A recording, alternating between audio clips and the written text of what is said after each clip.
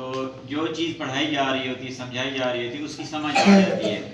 اگر توجہ نہیں ہوتی تو ہمیں سمجھ نہیں آتی. اٹینشن، توجہ، فکر کے ساتھ بیٹھنا، غور و فکر کے ساتھ غور سے بات کو سننا، لیکچر کو سننا. تو توجہ کے حوالے سے ہمارے پہلے بھی سیشن ہو چکے ہیں. تو آج ایک چھوٹا سا واقعہ توجہ کے حوالے سے بتاتا ہوں.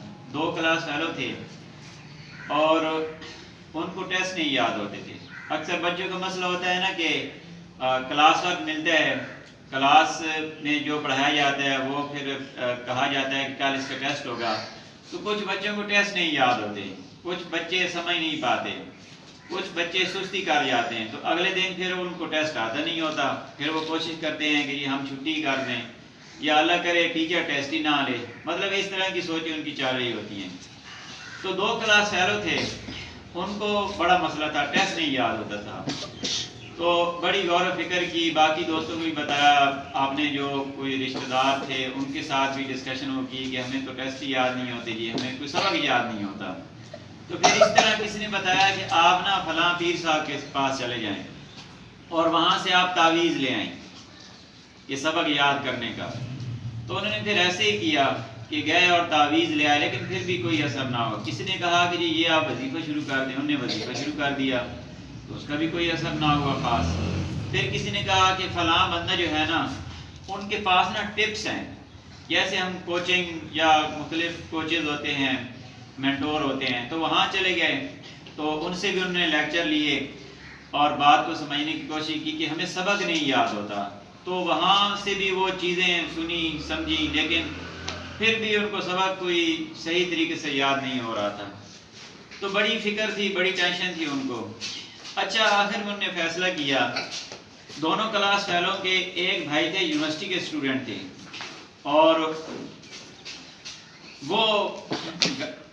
وہ اپنی تیاری کر رہے تھے. تو انہوں نے ان بڑے بھائی سے مشورہ کیا اور ریکویسٹ کی کہ بھائی جان آپ پڑھتے ہیں تو ہمارے ایگزام قریب ہیں، تھوڑے سے دن رہ گئے ہیں، تو آپ سے ریکویسٹ ہے کہ آپ نا ہمیں اپنے ساتھ بٹھائیں، ہم آپ کے ساتھ بیٹھ کے پڑھیں گے. تو آپ ماشاءاللہ ٹاپر ہیں اور آپ لائق بھی ہیں، تو اگر کوئی ہمیں سمجھ نہیں آئے گی تو ہم آپ سے پوچھتے بھی رہیں گے. تو اسی طرح ہوا کہ پہلا دن تھا اور وہ اپنے بڑے بھائی کے پاس بیٹھ کے پڑھ رہے تھے. تو اس دوران نا گلی میں سے گزرا وہ ایک چیزیں بیچنے والا.